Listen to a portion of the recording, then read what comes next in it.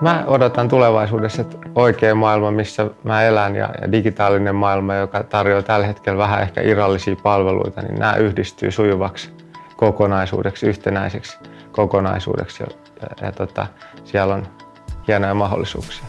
Mulla on tosi hyviä kokemuksia rekrytoivasta koulutusohjelmasta ja mikä mun mielestä siinä on parasta on ne uudet työkaverit, joita sitä kautta on tullut. Mä oon Janne. Mä oon ollut Haikyllä nyt 3 vuotta täällä ohjelmistosuunnittelijana ja mä oon Haikylle bootcampiin muun muassa sen takia, että mä haluaisin oppia uusia asioita ja tää tiimi, mikä täällä on, että me tuetaan toisiaan ja koko ajan pystyy kehittymään.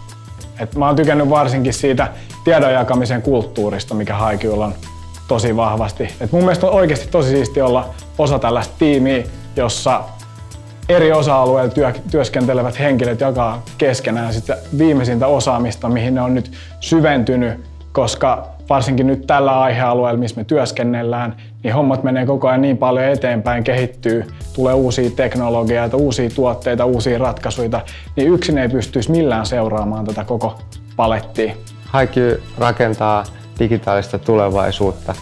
Me halutaan tarjota ympäristö, jossa tämä on mahdollista. Matala organisaatio, ketterät toimintatavat. Toisaalta me odotetaan teiltä, hakijoilta, drivea, intoa, oppia oikeasti uutta. Me tarjotaan 3 asiaa tämän ohjelman aikana. Huippukoulutukset, harjoitusprojektit ja asiakasprojekteihin osallistuminen. Ja nämä varmistaa sen, että osallistujat työllistyy meille.